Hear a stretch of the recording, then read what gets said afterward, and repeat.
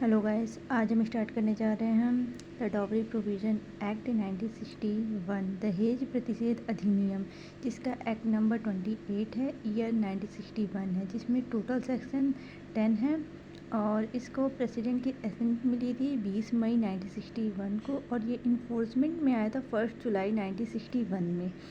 इसका पहला section deal करता है हमारा short title extent and commencement से। सेक्शन 2 हमारा डील करता है डेफिनेशन से, डॉवरी की डेफिनेशन से। सेक्शन 3 हमारा डील करता है penalty for giving or taking dowry, दहेज देने या लेने के लिए शासित। और सेक्शन 4 हमारा डील करता है पेनल्टी फॉर डिमांडिंग डॉवरी, दहेज मांगने के लिए शासित। सेक्शन 4 हमारा बात करता है विज्ञापन पर पाबंदी, बैन फॉर एडवर्टाइजमेंट। सेक्शन 5 हमारा डील करता है दहेज देने या लेने के लिए करार का शून्य होना, agreement for giving or taking dowry to be void. Section 6 हमारा बात करता है दहेज का पत्नी या उसके वारिसों के फ़ायदे के लिए होना, dowry to be for the benefit of the wife of her heirs. Section 7 हमारा डील करता है अपराधों का संज्ञान, कॉग्निजेंस ऑफ ऑफेंस। सेक्शन 8 हमारा बात करता है अपराधों का कुछ प्रयोजन के लिए संज्ञेय होना तथा जमानती और अशमनीय होना, offence to be cognizable for certain purpose and to be non bailable and compoundable. Section 8A हमारा डील करता है burden of proof in certain cases, कुछ मामलों में सबूत का भार।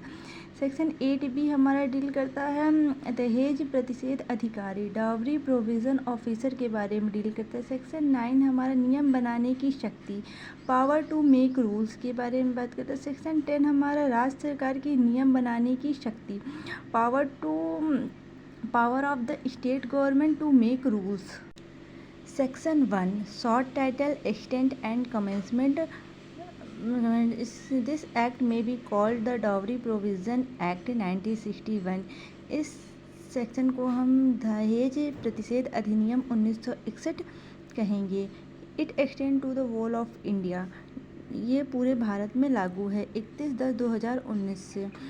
It shall come into force such date and central government may by notification of the official gazette. Section 2 definition of dowry. In this act, dowry means any property or valuable security given or agreed to be given either directly or indirectly. Clause A. By one party to marriage to other party to be marriage, or Clause B. By parents of either party to marriage or by any other person to either party to the marriage or to any other person at before or any time after the marriage in connection with the marriage of the said parties, but does not include dower or meher in the case of person to whom the Muslim personal law and Shariat applies. दहेज की परिभाषा, कोई भी संपत्ति चाहे चल हो या अचल संपत्ति हो। दूसरा, मूल्यवान प्रतिभूति जो IPC के सेक्शन 30 में और BNS के 2 क्लॉज 31 में डिफाइन है, जमीन के कागज, चेक आदि। विवाह के समय या विवाह के पूर्व या पश्चात किसी भी समय प्रत्यक्ष या अप्रत्यक्ष रूप से किसी भी एक पक्षकार द्वारा दूसरे पक्षकार से मांगी गई या दी गई हो तो वह दहेज के अंतर्गत आता है। Section 3 penalty for giving or taking dowry, दहेज देने या दहेज लेने के लिए शासित। If any person after the commencement of this act gives और टेक्स और अबेट्स द गिविंग्स और taking of dowry, he shall be punished with imprisonment for terms which shall not be less than 5 years, with fine which shall not be less than 15,000 rupees of the amount the valuable of such dowry, whichever is more, provided that the court may for educate and special reason to be recorded in the judgment impose a sentence of imprisonment for terms of less than 5 years. Clause 2 nothing in subsection 1 shall apply to or in relation to Clause A. Present which are given given at the time of a marriage to the brides without any demands having been made in this behalf, provided that such presents are entered in a list maintained in accordance with the rules made under this act. Clause B. Presents which are given at the time of marriage to the bridegrooms without any demands have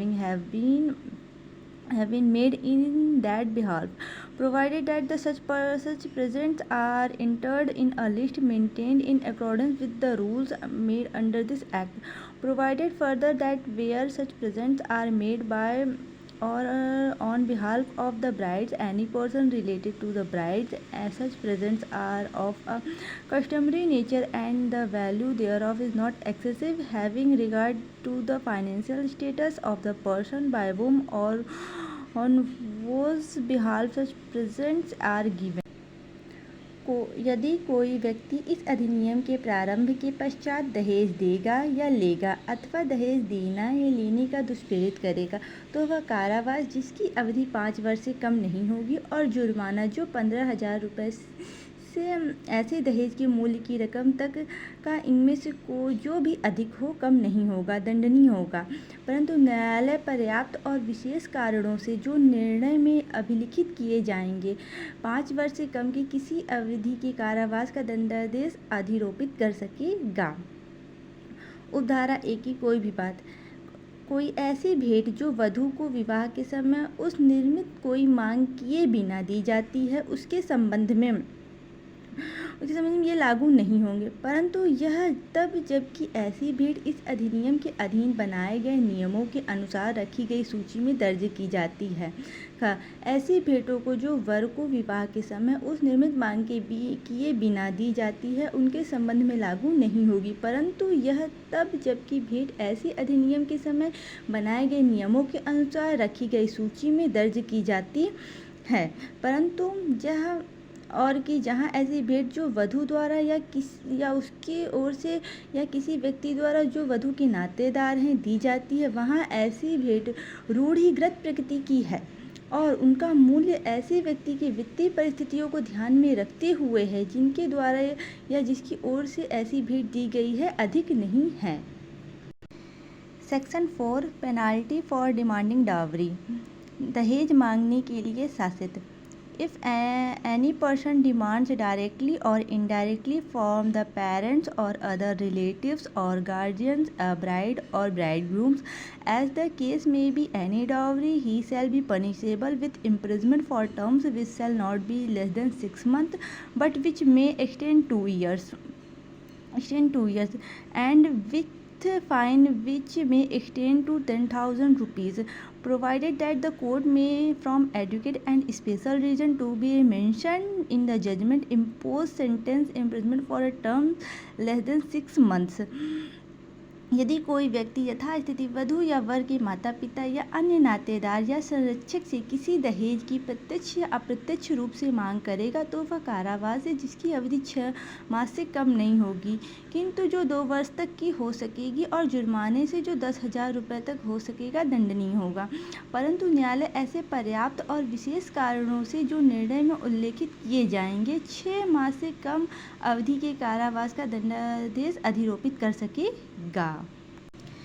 section 4A ban on advertisement, विज्ञापन पर पाबंदी। If any person clause A offers through any advertisement in any newspaper, periodical journals or through any other media any share in his property or of any money or both as a share is any business or other interest as consideration for the marriage of his son or daughter or any other relative.